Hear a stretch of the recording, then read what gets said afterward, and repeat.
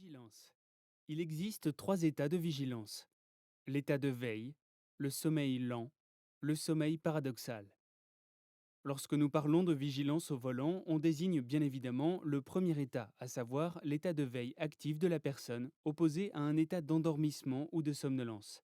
Lorsque nous sommes vigilants, notre système nerveux est actif.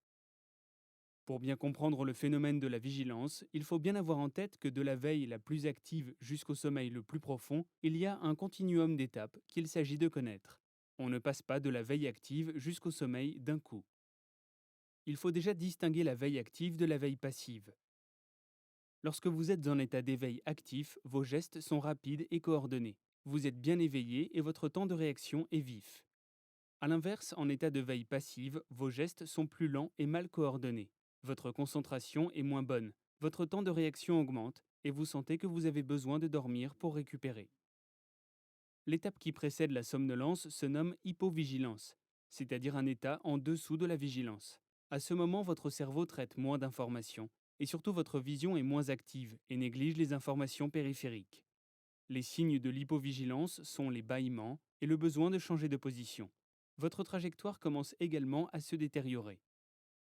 Viennent ensuite les phases de microsommeil symptomatiques de la période de somnolence. Vos paupières se ferment momentanément et vous n'arrivez plus à soutenir le poids du sommeil. Vous pouvez dormir de 1 à 4 secondes. Sur autoroute, cela signifie que vous pouvez parcourir plus de 100 mètres sans regarder la route. Beaucoup d'accidents mortels suite à une sortie de route sont dus à ces microsommeils.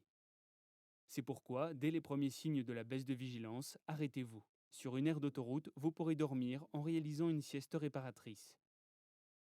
C'est justement à cause de ce continuum que certains conducteurs ne sentent pas arriver la somnolence. Ils réalisent les mêmes tâches sans s'apercevoir de leur baisse de vigilance et des défauts de leur conduite jusqu'à ce qu'il soit parfois trop tard.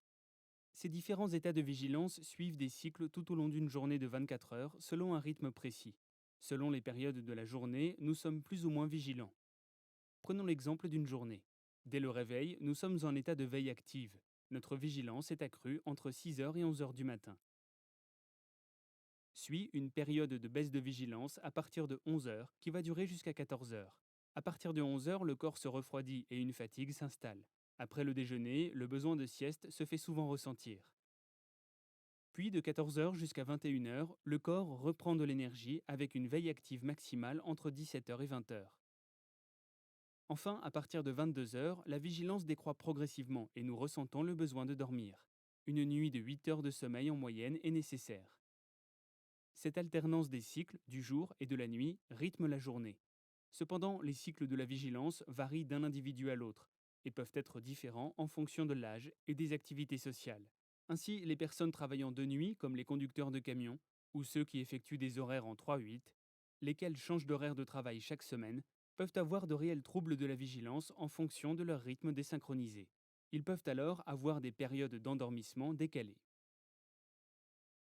Une bonne hygiène de vie, des rythmes de sommeil adaptés, réguliers, des repas équilibrés, bien permettent de retarder ces problèmes de vigilance au volant. Un exemple, les chauffeurs routiers qui ont des temps de conduite relativement longs, ils doivent faire des pauses régulièrement également, mais avec des rythmes de sommeil complètement décalés. Et il leur arrive fréquemment bien de faire des écarts, de perdre le contrôle de trajectoire de leur poids lourd, enfin c'est quand même à 40 tonnes, et qui partent soit sur le côté droit de l'autoroute ou alors carrément traversent l'autoroute pour aller taper la rail de sécurité de l'autre côté.